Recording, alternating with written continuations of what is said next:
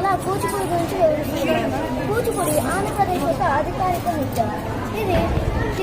ఇది ఆంధ్రప్రదేశ్లోని కృష్ణా జిల్లాకు చెందిన కూచిపూడి గ్రామంలో ఆవిర్భవించింది. తీర్థ నారాయణ సురేంద్రయోగి ఈ శైలిని రూపొందించారు. ఈ నాట్యం భరతనాట్యాన్ని పోలి ఉంటుంది. ఈ నాట్యం వేదాంతం సత్యనారాయణ పెట్టింది పేరు.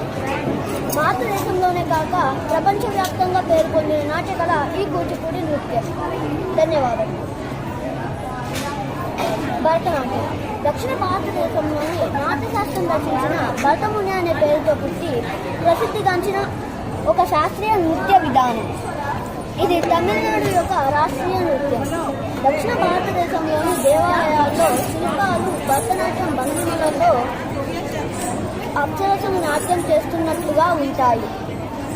పలు భంగిమలతో పాటు 64 ముఖ, హస్త, పాద కదలికలు కలిగి ఉంటాయి. పూర్వకాలంలో దేవదాసులు దేవాలయాల్లో భరతనాట్యాన్ని ప్రదర్శించేవారు.